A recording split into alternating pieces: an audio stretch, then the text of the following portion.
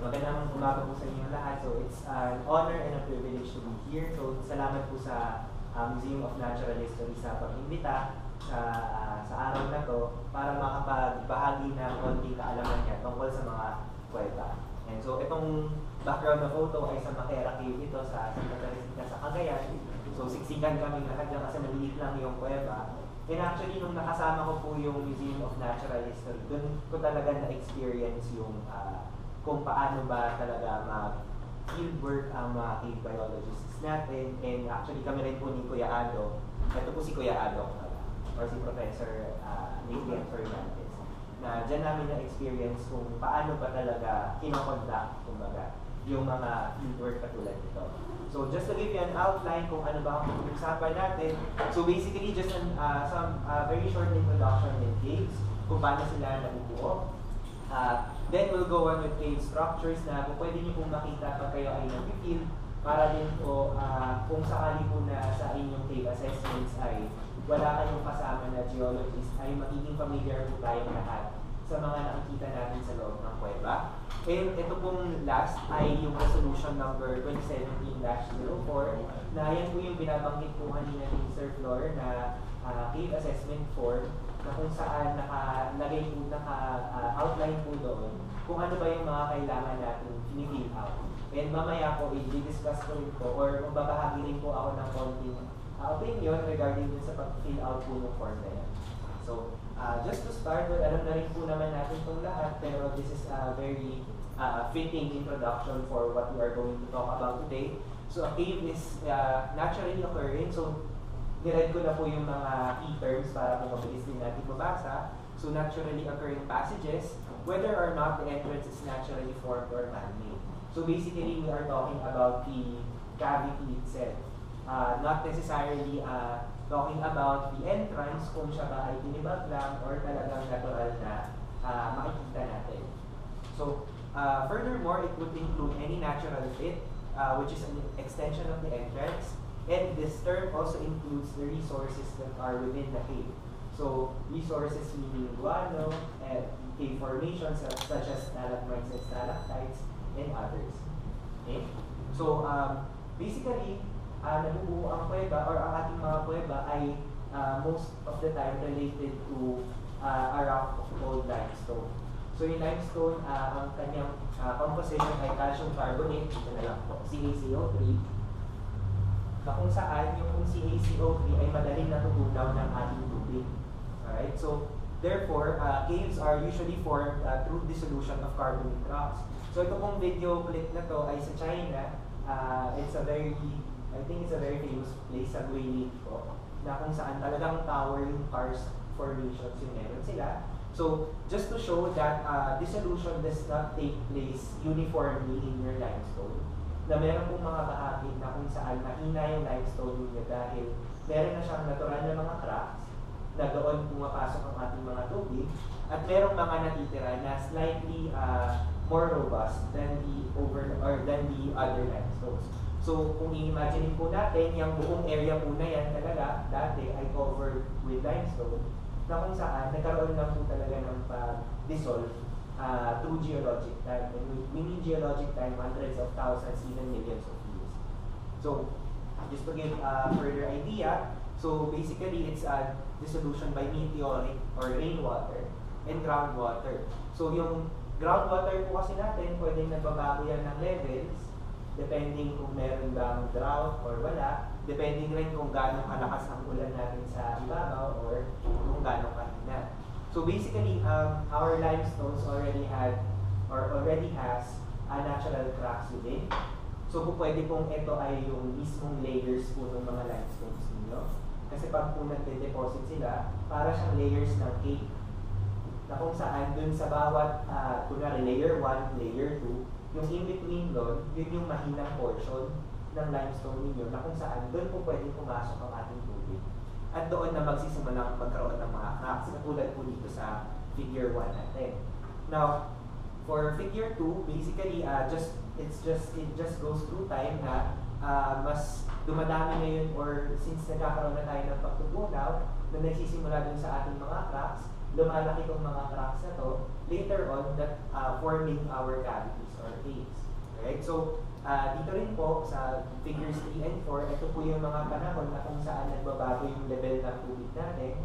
Ang tawag po natin dyan ay water table, na kung saan pag bumaba na siya ng significantly, kung pwedeng na-expose na yung tinunaw natin na bahagi ng limestone, thus forming our caverns or caves.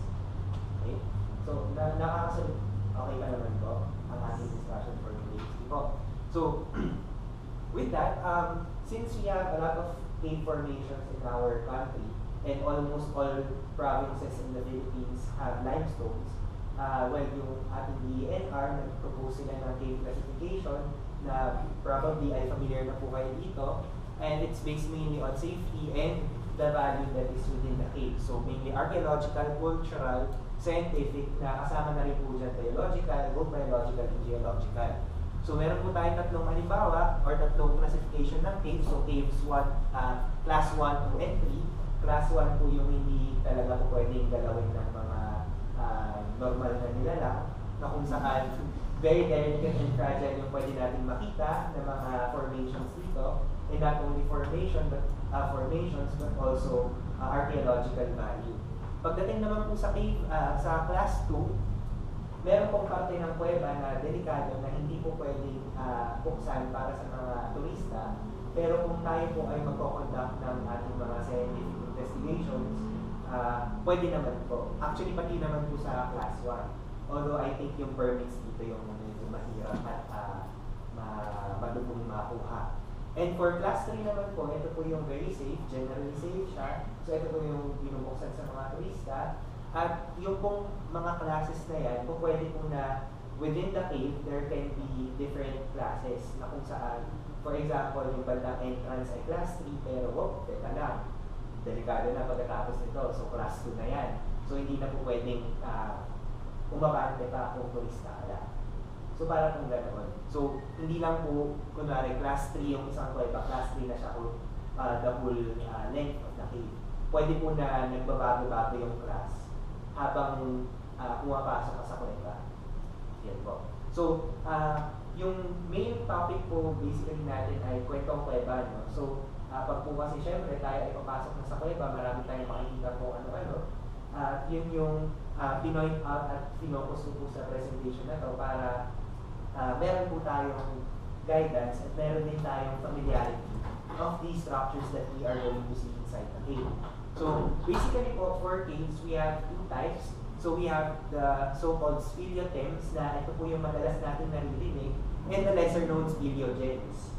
So, ang difference po nila, basically, ang speleothem po, pag inunaw mo yung inyong Kweba or yung inyong limestone, meron po siyang left out na void, and kapag nag-precipitate po kayo ng bagong calcium carbonate, yun po yung nakikita natin ngayon ng mga stalagmite, stalactite, glowstone, etc.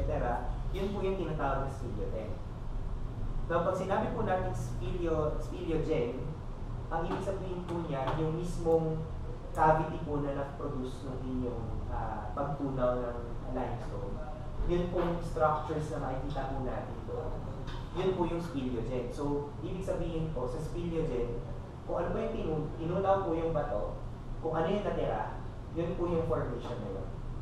So, wala ka pong secondary na precipitation of calcite or na carbonate na nagaganap. Malinaw naman po yung pagkakaiba nila. So, mas marami po talaga na speleothem kaysa po sa speleogem. Kasi kadalasan din po ang mangyayari, kung meron man pong inukit ang ating tubig, kadalasan ay natatakpan din siya ng panibagong precipitation ng calcite. Kaya po kadalasan po talaga ay speleothem ang ating pinagtutuunan ng calcite. So, moving on po, basically yung mga susunod na slides ay more on figures siya or mga pictures along with a brief definition of the structure that we are going to see. So, ito po una ay stalagmite. So, in-highlight ko lang po yung G at saka yung C para hindi po tayo malito. Pag stalagmite, ground, sa lupa siya na-form. Pag stalactite, sa ceiling siya. Kasi minsan po napagbabaliktad natin yung mga terms. So, stalagmites are found on the ground and they are stubbier and more rounded ends than stalactites. Basically po, due to gravity lang naman siya, na kung saan pag stalactites po kasi, pinupull yung ating tubig ng gravity. So, stalactites usually have more pointed ends. And since yung stalagmites natin ay napaform dahil sa pagtulog sa bawat patak ng ating groundwater or meteoric water, yung force then of impact dun sa ating stalagmite would cause it to have more rounded ends. Yun. Kaya po dito sa picture na to, we can see na mas rounded yung structures ng ating mga stalagmites as compared to stalactites dito na talagang pointed yung ends niya. Right? So, sa mga climate studies po, yung pong mga stalagmites natin, kadalasan ay ginagamit siya. Kinukuhanan po siya ng isotopes. So, since yung overall general composition po ng ating stalagmites ay calcium carbonate, yung pong oxygen, yun po yung ginagamit nila na isotope po ng oxygen na kung saan, depende po sa values na makukuha nila, they can infer how much precipitation is happening in an area. So, actually, yun po yung isang pangarap ko sana din matutunan at magawa. And isa po siya sa laking research din siguro in terms of speleothem studies in the Philippines. So, pag nag-join na po sila, it's called a column. So, medyo simple pa lang naman po ito. So, itong tatlong to are the most common cave formations that you are going to see in a cave. So, karamihan din po ng mga terms na makikita nyo mamaya are offshoots of the term stalactites. Na parang technically po kasi yung ibang mga formations natin, they are formed on the ceiling or on the ground. Nagkataon lang na very distinct yung kanilang mga itsura. Kaya yung mga speleologists natin, natuwa sila, uy, ang iba yung itsura nito, sige tawagin natin ganito. Uy, iba na naman, tawagin natin ganito. Kaya po medyo marami yung terms. Pero technically parang offshoots lang po talaga sila ng stalagmite at stalactite. So, susunod po ay mga, ito na po, yung tinatawag natin na soda straws. So, itong picture na po ay sa Makera Cave po ito. So, ito po sila. So, they are very generally small, so a few centimeters usually in length, or in length. But in some cases, they can go as long as meters in length. So, they are sometimes regarded as incipient or panimulang mga crystals mo of stalactites. And usually, yung kanilang width ay may kinalaman sa kung gano'ng kalaki yung tubig na dumadaloy doon sa area na yun. So, kaya maninipis sila kasi ganyang ka-wide lang din yung tubig na dumadaloy doon sa soda straw mo. No, kaya rin nagkakaroon ng precipitation ngayon ng calcite ay dahil pag daw po yung ating tubig ay na-encounter na yung air within the cave, usually the carbon dioxide that is within the water is degassed to the cave atmosphere. So, therefore, ang carbon dioxide po kasi yan yung notorious na tumutunaw ng calcium carbonate natin. Okay? So, pag nag-degas na yun, yung carbon dioxide mo, you have more, kumbaga nawawala yung material na tumutunaw doon sa calcite mo. Therefore, promoting the precipitation naman or pag-form ng calcite natin. So, usually they are hollow, but there are some soda straws that are also solid. Pero kadalasan po talaga, hollow lang sila. And these are very delicate structures. Na kung saan, pwede rin natin pagbasihan na, teka lang, pag masyadong maraming ganyan, wag muna natin siguro papasukin ang maraming tao. Para later on, yun lang, geologic time ito, makapag-form ng magagandang stalactites na in the future. So, next po, ito ay weird na mga formations ito. So, these are called cave popcorns. So, ito po ay picture sa RE0 cave po ito, sa Santa Teresita. Now, nakita po namin siya sa gilid ng mga Kweba or sa mga sides lang siya. And there are bulbous, smooth deposits that are formed mostly above water. So, interaction with the atmosphere maybe. And the actual process of formation is still unknown. Marami po sa mga speleothems natin, pag sinerch nyo po, ay mode of formation is still unknown. Talagang gulong-gulo din sila. Siguro may kinalaman din po dahil ang mga Kuweba natin, very, very specific yung environment na pinapasok natin. Kaya talagang kung ano-ano yung pwede natin makita. Now, there's an interesting paper na kung saan probably daw po yung cave popcorns ay formed through microbial activity or bacterial activity. Na kung saan yung yung base po ng ating mga cave popcorn ay microbial mats siya na inahalintulad nila sa isang fossil na matandang fossil yung tawag stromatolite. Kasi po layers din po yung finoform na nakikita nila kapag kumuha ka ng isang peraso na yan, tapos hinati mo ng manipis, tingnan mo sa microscope, insection, pag-insection ko. So, they probably think na yung nagiging irregular din kasi yung surface pag nagkakaroon ka ng microbial mats, may be forming the irregular surfaces din na makikita natin sa popcorn. Plus, baka daw yung generate din ng calcium carbonate is because of the microbial activity that is within there.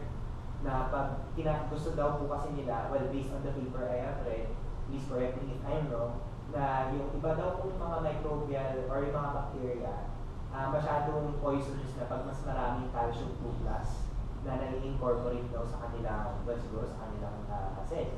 So, pwede daw pong counteraction for the extra calcium na meron sila ay to produce this calcium carbonate para matanggal nila yung calcium or yung calcium content sa kanilang mga katawan. So, very interesting pa po siguro na na line of research na pwede po natin siguro magawa. Yan. So, next po ay isa rin po na common din natin makikita. So, flow zones and crateries. So, ang ating poging-poging model. So, sa RE0 cave din po ito, sa harap ng RE0 cave. No? So, flow stones, so based on the name itself, so dapat meron tayo aspeto ng flow of your groundwater or your meteoric water. And so here, when there is continuous water flow, and kadalasan po ang point ko talaga, yung tubig would be stripped off of its CO2 content para ma-promote yung precipitation of calcium carbonate. So parang in a general sense, yun po yung nangyayari sa loob ng Kweba. Nawawala yung CO2 ng tubig para mag-precipitate ng calcium carbonate. So parang ganun yung kwento ng madalas sa kanila. So ang magandang indication of flow stones and crateries is that they indicate past water flow in a particular area of a cave. So pag may nakita po tayo sa ating loob ng Kweba na mukha siyang flow stone, so katulad po nung picture po na ito, para kung ganyan yung picture. So as pag tingnan po siya, makikita nyo talaga na parang walang pagdududa na ay parang may dumaan dyan dati. Kasi ganun po yung picture niya. Para din siguro cortina, parang ganito po yung picture. Pwede po may makita nyo kayong ganyan na ang indication ay probably there might be past water flow. Kung mukha po siyang tuyo, pero kung siya ay basa pa, hindi alam natin na there is water flow na nangyayari. Diba? May tanong po pala kayo sa ngayon? Wala naman po. Okay pa naman po yung sinasabi natin. Alright po. So, move on na po tayo to another weird stereotype na pwede po natin makita, albeit very, very rare. So, tinatawag siyang helictite, and the mode of formation actually of helictites are very unknown as well. Alright, so they are irregularly crystallized. Ang ibig sabihin ko po dyan ay hindi siya yung parang stalactite na normal natin na mukha siyang inverted na pyramid or mold. Siya po, meron siyang mukhang may mood swing siya na ayokong diretsong baba lang ako, gusto ko lumiko ako. Ayoko na dito, lumiko ulit ako. So, nagtataka rin sila kung bakit kaya ganun. So, there are some factors that they think that may promote the formation of helictites. So, wind influence, there are some studies or there are some reports na kung saan yung pong technically stalactite din po siya dahil, well, dito sa picture na to, it's formed at the ceiling. So, meron daw pong air draft na nangyayari sa loob ng Kweba na kung saan yung pong mga helictites natin are oriented in the wind direction or in the draft direction. Na kung saan baka yung pagtulo ng tubig mo, humahangin, so, lumiliko ng konti hanggang sa mag-precipitate na doon, susundan niya yung daloy ng tubig mo. Meron din po na sinasabi nila na plugging of water flow and creating another. So basically, nahinto lang ng bahagya yung supply natin ng tubig. Tapos, kung nagkaroon ulit ng tubig from the surface, kadalasan po kasi ang ating mga tubig, katulad din po ng ating mga ilog, ang gusto kasi nilang daanan ay yung pinakamadaling daan para sa kanila. Parang ganun po yung kwento ng ating mga river systems. So, probably po ganun din yung nangyayari dito na ayoko nang dumaan dyan, mas mahaba kasi yan eh. So, dadaan ako, mag-shortcut na lang ako or mas gusto ko kasi dumaan na lang dito. Therefore, creating weird formations. So, yun pong pangatlo, wedge-shaped crystals ay probably because of the irregularities of the crystallized portion of calcite. Na kung saan siguro siguro pwedeng mas wide sa isang area rather than mas wide sa kanan rather than the left. So yung flow ng tubig mo pag ganun na, so kaya magkakaroon ka ng peptides or irregularly shaped na mga crystals. So pero bottom line, hindi pa nila sure kung ano talaga ang mode of formation basically ng ating mga peptides. So another, beautiful actually na speleothem na pwede natin makita are called anthodites. Anthodown meaning flower, and dite is basically just the precipitate. So they are needle-like features that are radiating from a common center. They are rare, and actually nung nag-search ko ng pictures niyan, isang Kweba lang halos yung lagi kong nakikita is in the United States na kung saan very, very rich yung anthodites na meron sila. Pero upon further searching, itong picture po na to ay galing sa New Zealand, so there might be more. And the mineral aragonite, yung kanyang growth, mode of growth, kapag binigyan mo siya ng chance ang mabuo ng maayos, ay needle-like. So probably, kapag nakakita po tayo ng anthodite sa field, ay pwede na rin natin masabi na probably yung mineral that is deposited in this case is called aragonite. Now, since I've introduced aragonite already, so yung aragonite po at calcite, yung calcite po siguro yung madalas natin naririnig, both of them are actually just composed of calcium carbonate. So they are called polymorphs of each other. Same chemical composition, pero different forms. So, yung susunod na slide po are usual forms of calcite naman po siya. So, probably baka narinig nyo na po yung tinatawag na dog tooth, na kung saan yung dog tooth ay crystallization of well-formed calcite naman siya. So, yung pong well-formed na calcite, ito po siya, baka hindi po nakikita ng iba, pero mukha siyang diamond shape yung itsura niya. And kaya siya tinawag na dog tooth spars or dog tooth dahil pag pinagdikit-dikit or since dikit-dikit yung kanilang mode of growth, mukha siyang pangil ng aso. Parang gano'n lang naman. And then pag narinig niyo po yung term na spar, basically we are describing the form of our carbonate. Na kapag spar po, ibig sabihin well-formed yung crystal faces ng ating mga carbonates.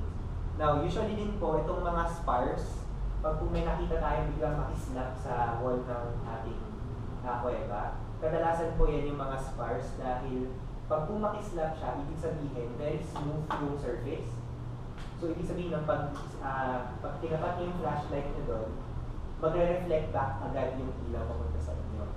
Kaya pag kung ganun yung nakikita natin, it means na well-formed yung mga crystal faces na. So, malinaw naman po yung mga speleothems na nabanggit po natin. So, there are a lot more, pero mga ilang mga speleothems na po muna yung ating i-discuss.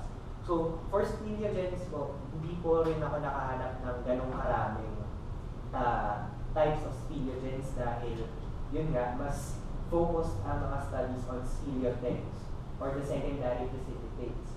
Now, for the speleogems, most probably, kung meron na po tayo makikita, they are called cave scallops. Na kung saan, ito pong nasa side na to, ito pong nasa kaliwa. So, they look like, kumbaga sa shell, yung ganito lang shell mo. So, they are indicative of water flow that is happening in the cave. So, yung pong cave scallops, basically, pag rumaragasa po yung tubig natin sa loob, kung pwedeng merong nauuka na portion ng ating sides ng kuweba.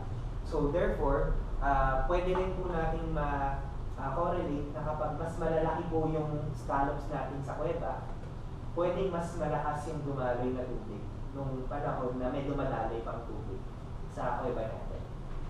Na since nangyari siya dati, hindi malabo na mangyayari siya ulit.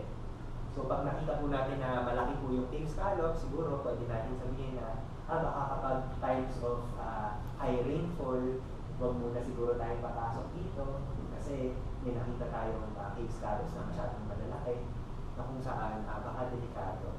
And other cave hazards na, or indicator of cave hazards, mamaya meron din po tayong few slides. So, nag-discuss po ako nito dahil dun po sa form na nabanggit nga po ni Sir Flor kanina, dun po mga annexes, marami pong nakalagay dun ng mga spill attempts na pinapa-identify kapag nagkakaroon tayo ng cave assessment. So ito po yung NCC Resolution number 2017-04 na kanyang main purpose is for cave classification and proper documentation. So basically, kapag theoretically and ideally, cave assessment po muna, then we classify based on the assessment na naganap po. So, this is the, ito ay Annex B, so the Enhanced Cave Assessment Form, which was drafted in 2007, then presented in a conference in Davao in 2010, and then finally, it was adopted by the National Cave Committee, or endorsed by the National Cave Committee, or the NCC, noong 2016. Now, ito pong Annex B na to ay downloadable naman siya sa BMB website. So, just log on sa BMB website. So, actually, ito po yung kanyang URL if you are interested to read more about it. So, hindi lang siya yung mismong form. It also describes what the form is and kung ano ba yung kanyang importance, basically. So, looking at the form, so, sorry, ito po ay very basic na general information lang about the location and about the barangay, the size of the area of the actual cave. And then, reading through the form, we would see here na yung sa cave map, kung provided man po tayo ng cave map ng area, meron po silang binabanggit doon ng British Cave Research Association Standard or the BCRA, na dapat yung grade daw po ng cave map natin ay grade 3C or higher. Or kung sakali man po na tayo ay gagawa ng mapa. So, yung grade 3C or higher na yan ay summarized po dito sa table na to. So, it runs from grade 1 to grade 6. And as you go higher, the higher the number, the higher the quality of the map that will be produced. So, grade 3 po ay, it's still a rough survey, pero meron na po tayong mga measurements. Hindi po katulad ng grade 1 na talagang lalakad-lakad lang na, ay, ito meron ditong ganito, meron ditong ganito, meron ditong ganito. So, ito, no measurements made dito. Pero for grade 3, meron na po tayong pina-follow na survey. So, mamaya po, describe ko rin kung paano nagra-run po yung survey natin, just in case you are interested also in doing a rough survey of the area. So, ito pong mga angles na to basically are the slopes within the cave. Siyempre, ang cave po natin, hindi lang naman siya isang diretso. Kung pwedeng meron kang valleys and hills within your cave. So, the angle should be plus minus 2.5 degrees. And yung distances between your survey stations should be not greater than 50 centimeters. So, pagdating naman po dun sa class na letters naman po yung ating pinag-uusapan, so it runs from A to D. Pag letter D, it's the highest grade. Letter A, the lowest. So, for A, talagang nag-summarize ka lang na, ay, may figure eh. Siguro parang ganun na, yung grade A. Grade B, there are estimated passage details. So, parang describe po natin, siguro ganitong kalaki yung ating cavity, pero nag-squeeze in siya in some portions. Pagdating po sa grade C, meron na po tayong distinct na mga survey stations na kung saan sa bawat survey station may ginagawa tayong direct na observation. Na kung saan, for example, ako yung station 0, i-describe ko po lahat ng nakita ko around me. Tapos, for example, yung station 1 na po ay si Ma'am Ivy. Pagdating po kay Ma'am Ivy, doon na po ulit mag-describe ng panibagong observation. Pagdating naman po sa grade B, ito po yung meticuloso ka na talaga na bawat pati po within or in between the survey stations ay meron ka na rin pinag-describe. Although ito pong grade D ay siguro commitment siya kasi Well, kasi po kami rin po nag-field, well, ang field po namin ay not mostly in caves but out in the open na sa simula, ang ganda-ganda ng roads, ito, may ganito dito. Pagdating ng mga alas 12 na, wala na, nandiniminish na siya. So siguro pag ipupush po natin yung grade 3, dapat po siguro pulo natin, makukompletohin natin siya. Kaya siguro ang pinakamaganda siguro is C, para may distinct intervals ka of recording your observation.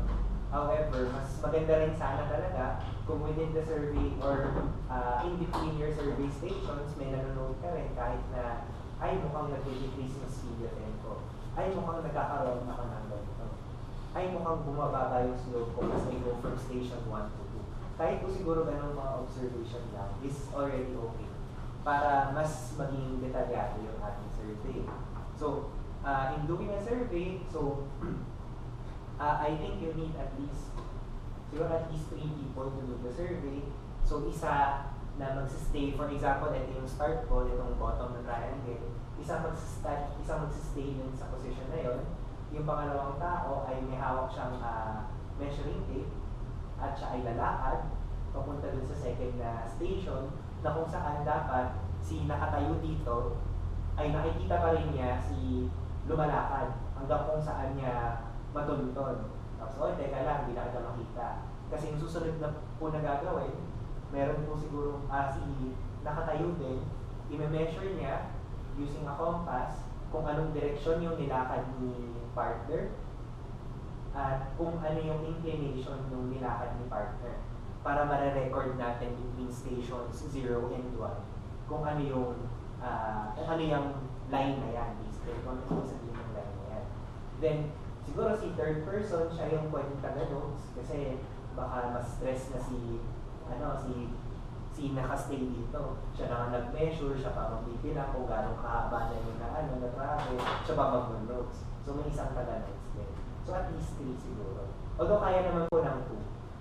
Pero talagang baka pong bumagal yung survey ninyo sa atin. So basically yun naman kung kinuwento ko ngayon, ito na po yung nakasulat dito. So just to reiterate, hindi naman po tayo makagamit ng GPS since we are inside a cave. So wala pong signal yan. So therefore, we need to use the traditional na sa geological tawag po namin, compass-based traversing. So para yun na po yung gagamitin natin to do the survey. So, ganoon lang po. And then basically, if we want to push the grade 3C na analysis, sa bawat triangle po natin, dyan po tayo magkakaroon ng observations. Kung dito naman po sa mga survey stations lang na to, kung kakayanin po natin, make it as detailed as possible. Sige po. Now, yung next slide po natin, ito yung nilalaman na ng form pagdating po dun sa geological part. Now, kung makikita po natin, yung main bulk ng form ay discussing spheler things at ang dami po nakalagay. Kasi ang dami po nakalagay. Now, upon looking at the form, medyo mahirap siyang sagutan. First, dahil lang nakalagay dito approximate number. So, paano po kung kunwari soda straws yung nakita natin? Tapos approximate number. So, paano po kaya natin i-estimate talaga, no? So, dito po sa zone naman, kung nakikita siya sa twilight zone or dun sa zone na meron pa ilaw, dark zone na pitch black na talaga siya, I think check lang to kung present siya or absent. And then remarks, dun po actually sa remarks, ang ikli po siguro ng space na binigay. Actually, ang suggestion ko sa notebook po muna tayo magsulat eh. Then saka na lang natin i-condense and i-summarize pagdating dito sa form. Kasi po, malamang po sa remarks marami tayong malalagay eh. Kasi depende rin po, baka meron tayong makita areas of the cave wherein your stalactites are concentrated. Siguro nakakapagtaka din yun, bakit kaya dyan lang. So, hindi naman po pwede na damage lang or dirty yung malalagay natin. Then, for the approximate number din po, kanina nagkakaroon din ako ng habang tinitignan ko po itong form na ito, nagkakaroon din ako ng doubt kung paano kaya talaga technically sasagutan yung approximate number.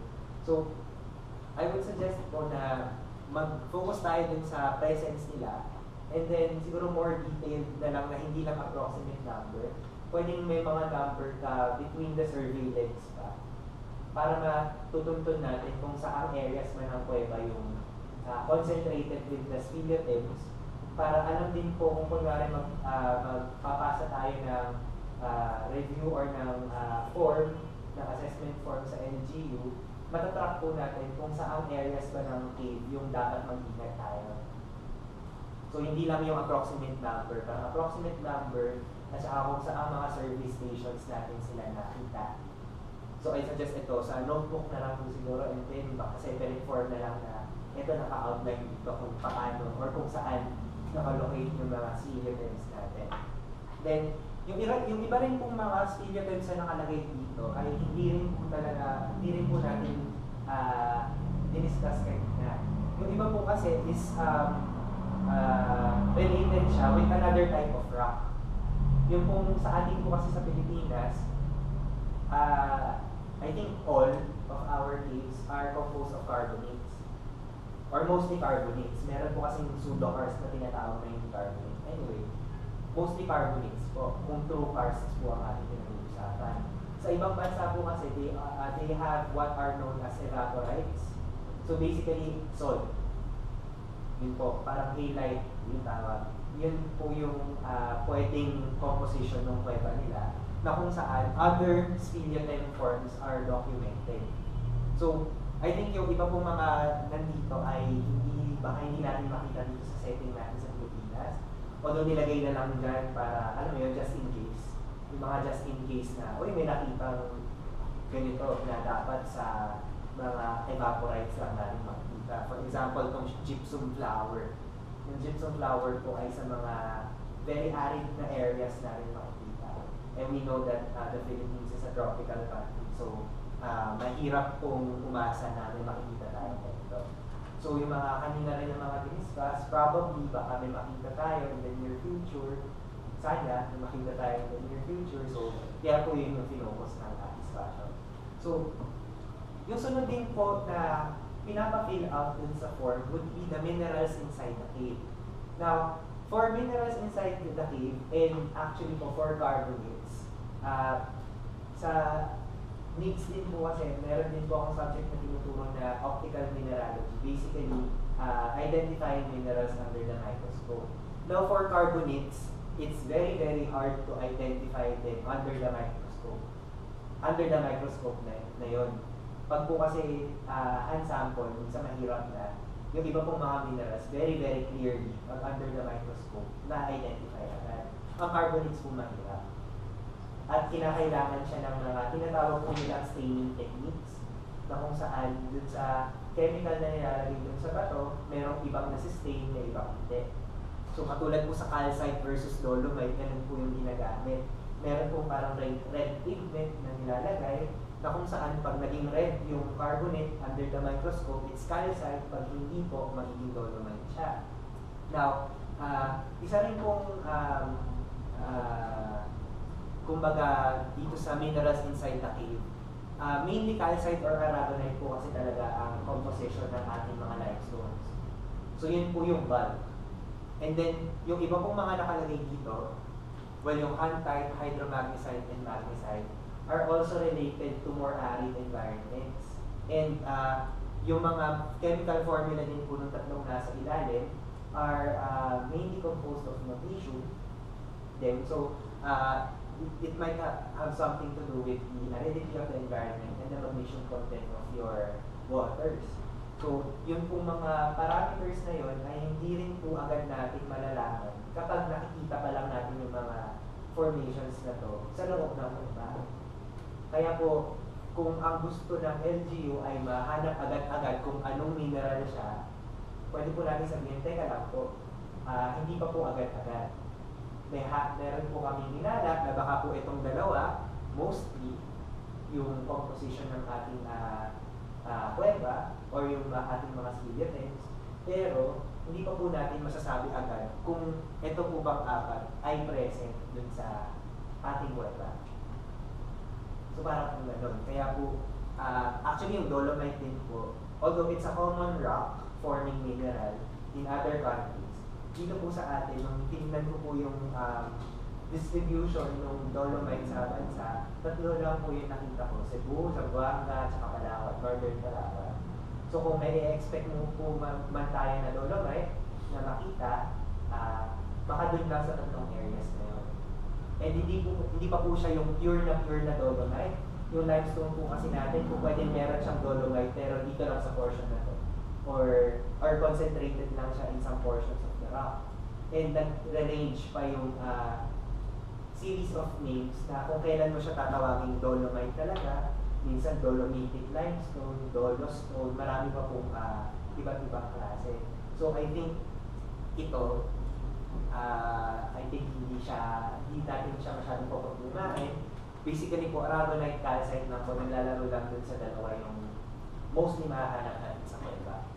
So, ito rin po yung isang suggestion na kung gusto po talaga na malaman yung very specific na mineral na binubuo yung Kweba natin, kailangan po natin ng yung tinatawag po dito na mineralogical data are basically the crystal structure itself. Na makikita lang po natin kapag ginamit po natin yung tinatawag na XRD or X-ray diffraction analysis. Na kung saan ang mini-measure po doon ay yung spacing in between the crystal forms na ang gagawin mo doon, dudurugin yung mineral natin hanggang sa maging powder siya, sasalang dun sa machine na 30 minutes mo hihintayin, tapos makikita po natin parang graph na marami pong gano'n na kung saan may mga certain peaks that would be specific to a certain type of mineral. So yun po yung suggestion kung gusto talaga nila na makita pa na meron ibang klaseng carbonate. However, para po sa akin, kahit huwag na okay lang. Parang in practical, for practicalities, hindi naman po siguro gano'ng ka-significant. Plus, yung aragonite calcite po talaga yung dominant na makikita natin. So, kung magtanong po sila ng mineral, yun po yung pwede nyo isagot agad-agad. Promise. Yun po talaga. Yung promise sa dito, naka-record pala yun. So, para kung gano'n. Now, if they are given the chance to grow very, very well, ito po yung pwedeng itsura ng inyong calcite. Mukha siyang rhombohedral yung shape niya. Kanina rin po yung parang diamond, it's also a shape of our calcite. Pag naman po aragonite, it's radiating from a common center and more stubby yung dulo niya. So parang po kanina yung sa antodites natin na nagre-radiate din from the center. So probably pag nakita kayo ng antodites kay aragonite siya. So parehas sila. And then, ito po dolomite. Ang problema po ngayon sa mga limestones natin, lalo na kapag in terms of our caves, usually diba natunaw sila, so yung original features usually na makikita natin ay nawa-weather away na. Kaya po nung pangalawa ko pong sama sa Santa Teresita with the MNH team, hindi po ako pumasok ng Kweba, doon lang po ako sa gilid-gilid sa labas ng Kweba. Kasi doon po makikita kung meron pang features. Kasi po ang ating cave ay kung matatandaan po natin, dissolution feature na siya. Tinunaw na feature na siya. So kung meron man pong na-preserve na structures or na original structures dun sa cave natin, swerte na yun. Okay? So, ito po yung sinasabi ko na sa Cebu, sa El Nido, sa Palawan, sa Zamboanga lang, na-report yung occurrence ng dolomite sa bansa. So, kung tayo po, for example, sa mga students po na mabibigay sa Polillo Island, probably baka wala. Baka walang dolomite doon. Well, we'll never know, baka mamaya meron pala. Pero as of now, wala siya. Okay? Ayan, then, some other, meron pong section dun sa ating form na nakalagay others. So yung others po na yan are actually very important, well for me, since we are talking about faults, joints, and cracks, na kung saan it has very profound implication in the safety of the cave. So kasi pag present yan, nakakatakot na. As in yung presence pa lang niya, parang, oops, teka lang, huwag muna. Then, yung fossils din po, since our limestones are basically made up of the shells of a lot of organisms that we know today, corals, mga bivalves, bryozoas, mga algae na pinagsama-sama to form limestones and other smaller algae as well. So, in terms of fossils, baka lang po pag kayo ay nag-field and sa loob ng Kweba, baka meron kayong makita mga certain features na mukhang hindi naman siya precipitate. Pero mukhang may certain form siya. So for example, ito pong picture na to, again, RE0K. Dating na sa RE0K. So, coral po ito, na kung saan pag ang field of, pag ang view niyo ay along this side, pwede niyo pong makita pa na preserve yung coral lines niya. And just some other pictures na baka mamaya po sa inyong paglalakbay sa loob ng Kweba, may makikita kayo mga naka-embed na mga maliliit na shells. This is also a huge coral. Ito pong nasa lower left ay tinatawag po namin siyang foraminifera. So these are protists that secrete a calcareous covering. Na kung saan, kapag po ganito yung form, ang tawag po namin dyan large benthic. Pag benthic po nakatira sa substrate natin, na kung saan meron pong ibang mga forms that are indicative of the age of the limestone. So para po sa amin sa geology, yan po yung isa namin na gusto rin malaman.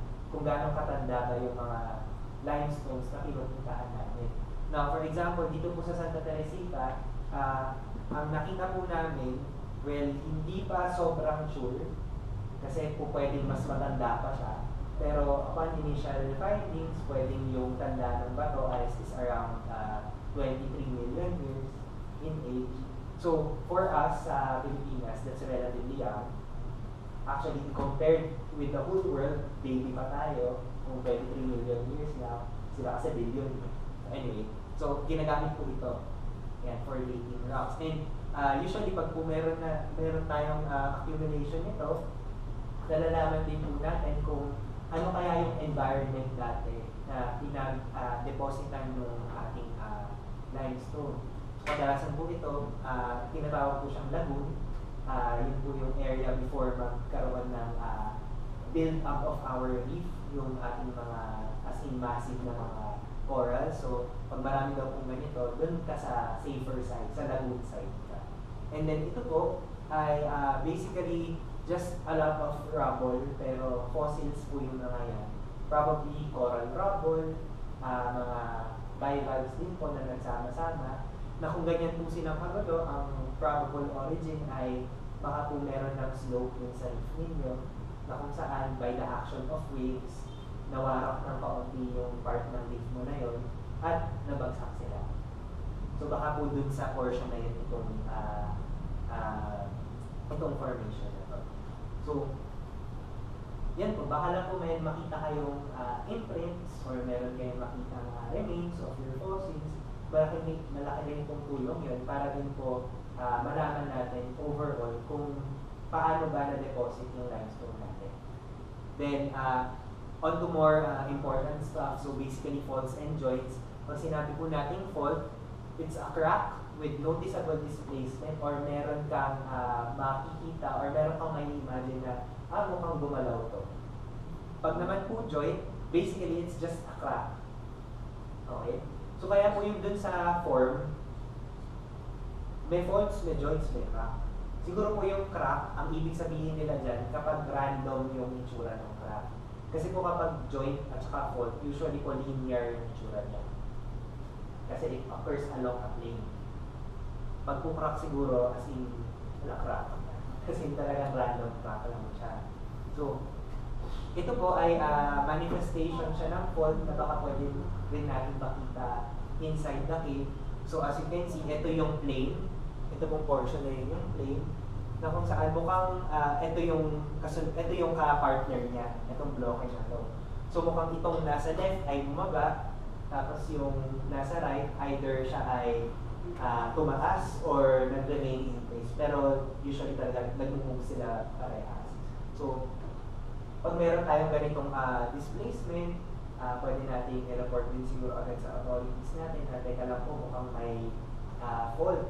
So, ang ibig sabihin nun, meron kang movement na kung saan pag kasi gumalaw yun at nasa loob tayo ng Kuweba, malaking patay, mahirap na.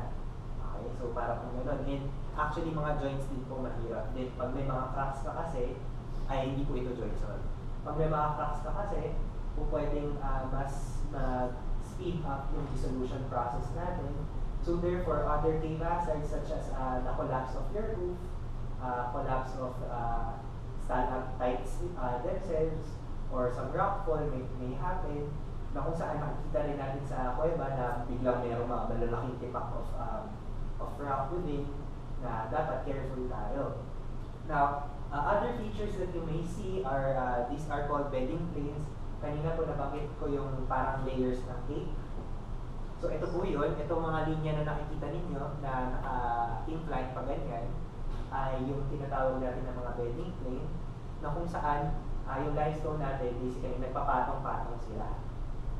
And pag nakita po natin yung bedding plane natin, nalalaman po natin kung saang bahagi ng kuweba or ng bato ninyo yung mas matanda at saka yung mas bata. Siyempre, yung mga nauna, papatungan sila ng mas bata. Parang gano'n. Tapos dito po sa ano na to, sa figure na to, di dati po silang horizontal, and then, tinilt mo lang siya pa ganyan. So therefore, dito po sa example natin na to, mas matanda yung mga bahagi na nandito, at habang tumataas ka pa ganyan, bumabata yung bato mo. Parang ganyan. So just in case po, baka makita kayong bedding plane sa loob ng kuweba, pwede nyo pong i-note na kung saan ba siya naka-incline. Ang tawag po namin doon dip, kasi hindi ay kung saan po naka-dip, para lang malalaman natin in general kung paano or kung saan yung mas matandang side at yung mas batang side ng ating mga bato. Then, other features po, ito po yung tinatawag siyang linear na speleothems. So this is interesting kasi alam natin na ang ating mga speleothem and speleothem formation is basically precipitation from water. And water will seep through cracks.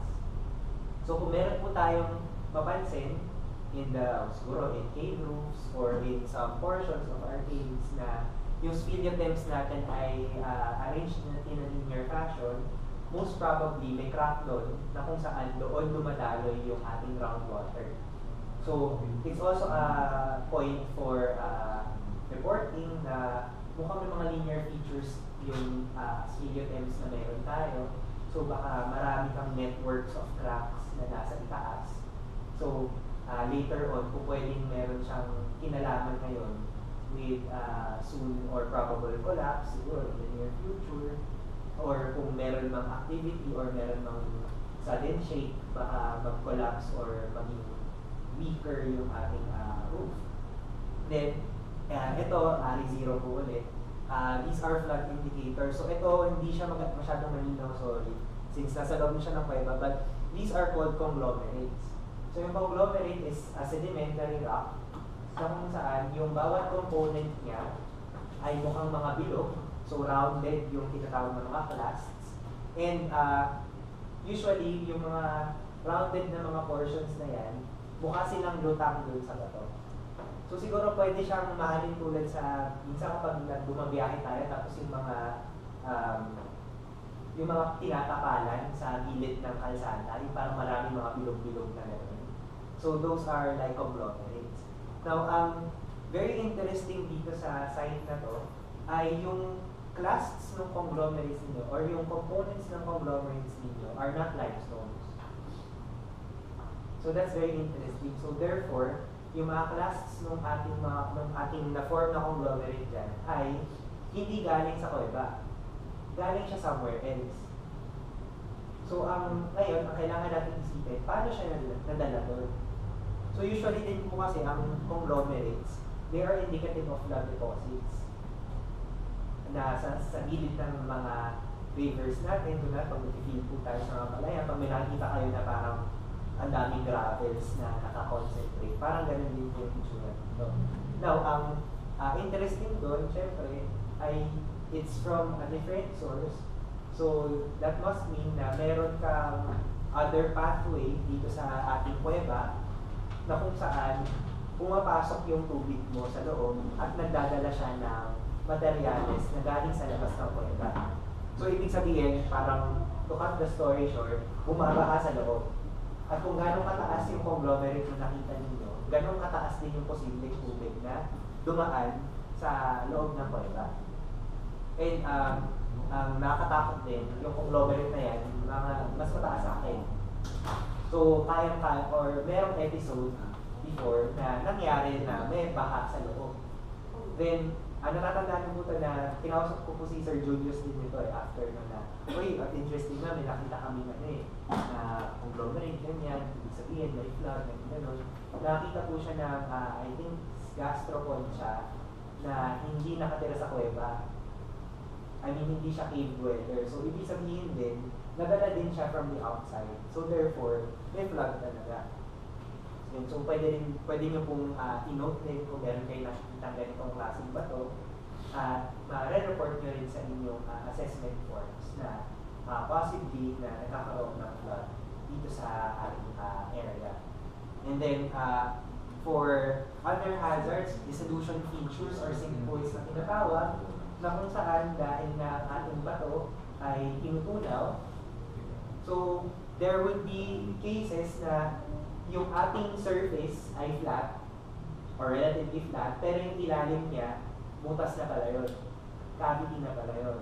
So, there would be times na mas nanonood lang yung dissolution natin, so therefore, causing these depressions in our surface, na kung saan pag nakakita tayo niyan, huwag na kayong pumunta sa loob.